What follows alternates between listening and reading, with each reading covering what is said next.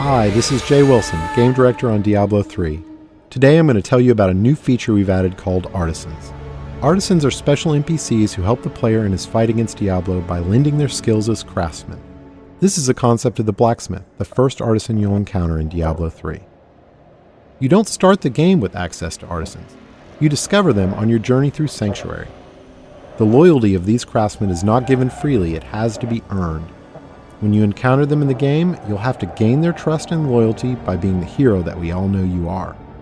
Once you've gained their trust, they will follow you throughout your adventures, aiding you any way that they can.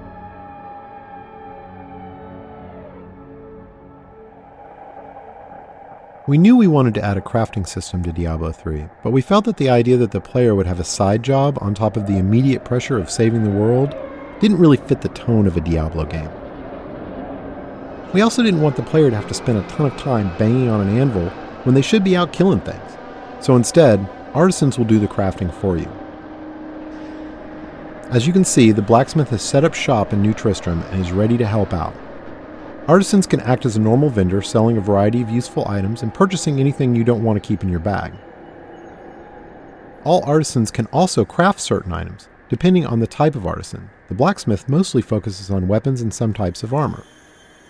On top of that, all artisans have special abilities unique to them. The blacksmith can repair items, but most importantly, he can add gem sockets to some item types that do not already have sockets, regardless of the quality of the item. In addition, all artisans have training options so you can upgrade them, and talk options for that all-important gossip about what's happening in the world of Sanctuary. Let's talk about crafting first. Crafted items are meant to be an alternate way for the player to acquire items. Artisans learn recipes for items as they level up, but some of the best recipes are found in the game world as drops off of monsters. Once an artisan has learned a recipe, he can craft it as long as you provide the materials and some gold to cover his expenses.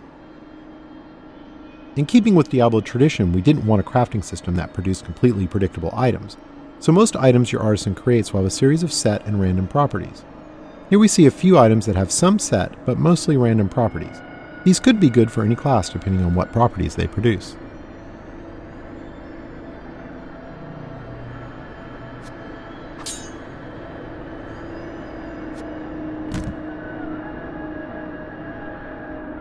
The main special skill of the blacksmith is his ability to add gem sockets to specific item types.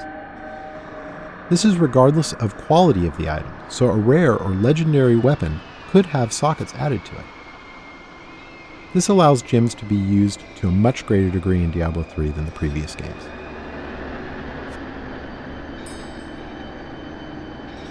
To craft items you need materials. Materials are acquired primarily through salvaging. You can use a special artifact you acquire that allows you to break items down into materials that can be reused in the crafting process. This has a couple of advantages. Less trips to the vendor to sell items because you can easily break them down while you're adventuring, and any items you don't need you can recycle in the hopes that they can be turned into something better. Artisans can be improved over time.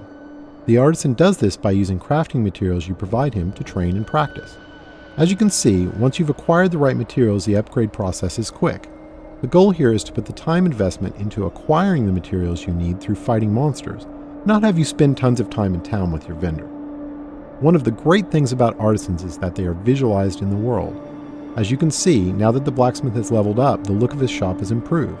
Here's an example of how much a single artisan can improve throughout the game with this fully upgraded blacksmith. Once you're done dealing with your artisan, you're free to take your newly acquired fat loot and return to monster fighting and rainbow viewing.